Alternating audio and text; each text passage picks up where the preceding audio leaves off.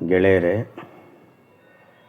ಅಣ್ಣಾವರ ಪುಣ್ಯ ಸ್ಮರಣೆಯ ಸಂದರ್ಭದಲ್ಲಿ ಅವರ ನೆನಪುಗಳನ್ನು ಮೆಲುಕು ಹಾಕ್ತಾ ಹೋಗಬಹುದು. ಹಿಂದೆ ನನ್ನ ಅಣ್ಣಾವರ ಭೇಟಿಯ ಸಮಯದ ಒಂದು 3 ಓಡುತಿಟ್ಟುಗಳನ್ನು ನೆನಪಿಸ್ಕೊಂಡಿದ್ದೆ. ಈಗ ಹಿಂದೆ ಒಂದು ಸಿನಿಮಾ ಸಂಚಿಕೆ ಬರ್ತಾಯಿತ್ತು, ವಿಜಯ ಚಿತ್ರ ಅಂತ. ಅದರಲ್ಲಿ ಅಣ್ಣಾವರ ಕಥಾನಾಯಕನ ಕತೆ ಎಂಬ ಒಂದು ಸರಣಿ ಲೇಖನ ಬಂತು. ಅದು ನನಗೆ ಬಹಳ ಆಸಕ್ತಿ ಮೂಡಿಸುವಂಥದ್ದು. ಅದರಲ್ಲಿ ನಿಜವಾದ ಅವರ ಬದುಕು, ಅದನ್ನು ಅವರು ಹೇಳಿ ಬರೆಸಿರುವಂತಹ ಶೈಲಿ ಬಹಳ ಅದ್ಭುತವಾಗಿತ್ತು. ಅದರಲ್ಲಿ ಮುಖ್ಯವಾಗಿ ನಮಗೆ ಕಾಣಿಸೋದು ಅವರ ಹಸಿವು, ಅವರ ಚಿಕ್ಕಂದಿನ ಬಡತನ. ಆ ಕಾಲದಲ್ಲಿ ಹೆಚ್ಚು ಕಮ್ಮಿ ಎಲ್ಲರ ಬದುಕು ಹಾಗೆ ಇತ್ತು. ಅದರಿಂದ ಅವರು ಅನುಭವಿಸಿರುವಂತಹ ತೀವ್ರತರವಾದ ಹಸಿವು ಮತ್ತು ನೋವುಗಳನ್ನು ದಾಖಲಿಸ್ತಾ ಬರ್ತಾರೆ. ಅದರಲ್ಲಿ ಒಂದು ಘಟನೆ, ಒಮ್ಮೆ ಅವರ ತಂದೆಯವರು ಅಂದರೆ ಅವರ ಅಪ್ಪಾಜಿಯವರು ಅವರ ಅಜ್ಜಿ ಮನೆ ಅಂದರೆ ಪಾರ್ವತಕ್ಕ ಅವರ ತವರ ಮನೆ, ಅಲ್ಲಿಗೆ ಹೋಗಿ ಬರೋದಕ್ಕೆ ಹೇಳ್ತಾರೆ.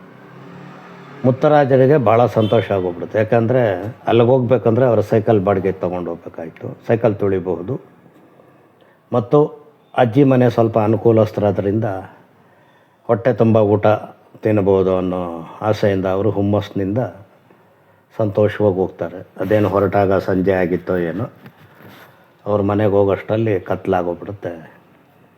ಎಲ್ಲ ಮಲಗಿಬಿಟ್ಟಿರ್ತಾರೆ ಊಟ ಮಾಡಿ ಏನೋ ಬಾಗಿಲಾಕಿ. ಇವ್ರಾಗ ಬಾಗಿಲು ತಟ್ಟಿದಾಗ ಅವ್ರ ಅತ್ತೆ ಬಂದು ತೆಗೆದು, ಯಾಕಪ್ಪ ಮುತ್ತರಾಜು ಇಷ್ಟೊತ್ತಲ್ಲಿ ಕತ್ಲು ಮಾಡ್ಕೊಂಡು ಬಂದಿದ್ದೀಯಾ ಅಂದ್ಬಿಟ್ಟು ಹೋಗ್ಬಿಡ್ತಾರೆ ಒಳಕ್ಕೆ. ಇವರು ಒಳಗೆ ಹೋದ್ಮೇಲೆ ಇವ್ರ ಗಮನ ಎಲ್ಲ ಊಟದ ನಿರೀಕ್ಷೆಯಲ್ಲಿರುತ್ತೆ. ಏನು ಮಾತಾಡಲೇ ಇಲ್ಲ ಅತ್ತೆ ಏನು ಅಂದ್ಬಿಟ್ಟು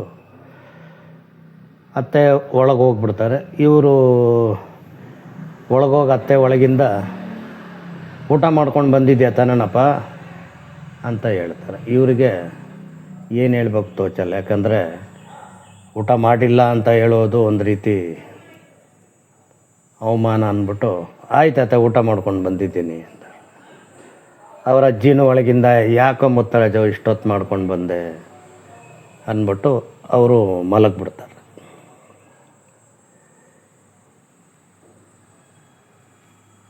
ಆಮೇಲೆ ಅವ್ರ ಅತ್ತೇನೋ ಊಟ ಮಾಡಿದ್ದೆ ತಾನೇನಪ್ಪ ಅಂದ್ಬಿಟ್ಟು ಮಲಗಿಬಿಡ್ತಾರೆ ಅವ್ರ ಅತ್ತೇನು. ಇವರಿಗೆ ಏನು ಹೇಳಬೇಕು ಅಂತ ತೋಚಲ್ಲ. ಯಾಕಂದರೆ ಊಟ ಮಾಡಿಕೊಂಡು ಬಂದಿಲ್ಲ ಅನ್ನೋದು ಅವಮಾನ. ಈಗ ಹೊಟ್ಟೆ ವಿಪರೀತ ಹಸಿತಾ ಇದೆ, ಏನು ಮಾಡೋದು ಅಂದ್ಬಿಟ್ಟು ಕೊನೆಗೊಂದು ಮೂಲೆಗೆ ಹೋಗಿ ತಾವು ಹಾಕ್ಕೊಂಡಿರೋ ಕೋಟನ್ನು ಬಿಚ್ಚಿ, ಆ ಕೋಟ್ನ ಎಲ್ಲರಾದ್ರೂ ಬಿಚ್ಚೋಕ್ಕಾಗಲ್ಲ. ಯಾಕಂದರೆ ಒಳಗಡೆ ಅಂಗಿ ಎಲ್ಲ ಹರಿದೋಗಿರುತ್ತೆ. ಮಲಗೋದಕ್ಕೆ ಪ್ರಯತ್ನ ಮಾಡ್ತಾರೆ. ಏನು ಮಾಡಿದ್ರೂ ನಿದ್ದೆ ಬರಲ್ಲ, ವಿಪರೀತ ಹೊಟ್ಟೆ ಹಸಿವು. ಏನು ಮಾಡೋದು?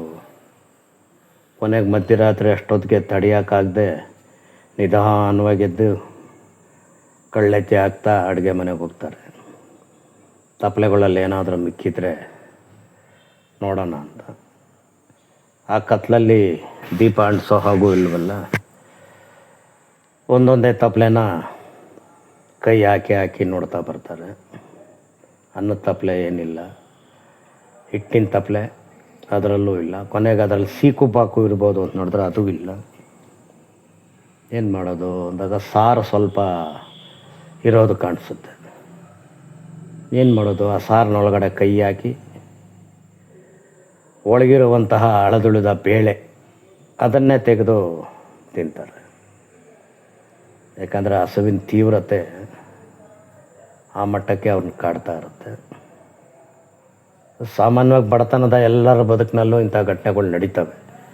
ಯಾರು ಅದನ್ನು ಮುಂದೆ ಸ್ವಲ್ಪ ಅನುಕೂಲಸ್ಥರಾದ ಮೇಲೆ ಅದನ್ನು ಹೇಳ್ಕೊಳ್ಳೋಕೆ ಹೋಗಲ್ಲ. ಯಾಕಂದರೆ ಅವ್ರಿಗೆ ಅದು ಅವಮಾನ ಅನ್ಕೊತಾರೇನೋ. ಆದರೆ ಅಣ್ಣಾವರು ಎಂದಿಗೂ ಆ ರೀತಿ ಸಂಕೋಚ ಪಟ್ಕೊತಾ ಇರಲಿಲ್ಲ. ಬದುಕನ್ನು ಹೇಗೆ ಬಂದಿತ್ತು ಹಾಗೆ ಎದುರಿಸಿದ್ರು. ಆ ನೋವುಗಳನ್ನು ಅವಮಾನಗಳನ್ನು ಹಾಗೆ ತಡ್ಕೊಂಡ್ರು. ಅದನ್ನೆಲ್ಲ ಮೀರಿ ಮಹಾನ್ ಚೇತನವಾಗಿ ಗೌರೀಶಂಕರದಂತೆ ಬೆಳೆದರು. ಅವರ ಆ ನೆಲಮೂಲದ ಆ ಕಾಳಜಿ ಏನಿದೆ ಅದೇ ಅವರ ಬದುಕಿನ ದೊಡ್ಡ ಒಂದು ಸಾಧನೆ. ಮರ ಎಷ್ಟೇ ಎತ್ತರಕ್ಕೆ ಬೆಳೆದರೂ ತನ್ನ ಬೇರನ್ನು ಭೂಮಿ ಒಳಗಡೆ ಬಿಟ್ಟು ತನ್ನತನವನ್ನು, ತನ್ನ ಮಣ್ಣಿನ ಗುಣವನ್ನು ಕಾಯ್ಕೊಳ್ಳೋ ರೀತಿ ಅಣ್ಣ ಅವರು ಡೌನ್ ಟು ಅರ್ತ್ ಅಂತಾರಲ್ಲ, ಹಾಗೆ ನೆಲದಿಂದಲೇ ಬದುಕು, ನೆಲಮೂಲದ ಬದುಕನ್ನು ಬದುಕಿ ಒಂದು ಮಹಾನ್ ಸಾಧನೆಯನ್ನು ಮಾಡಿ ನಾಡಿಗೆ ಒಂದು ದೊಡ್ಡ ಮಾದರಿಯನ್ನು ಹಾಕಿಕೊಟ್ಟಿದ್ದಾರೆ. ಅವರ ದಾರಿಯಲ್ಲಿ ನಾವು ನಡೆಯೋಣ.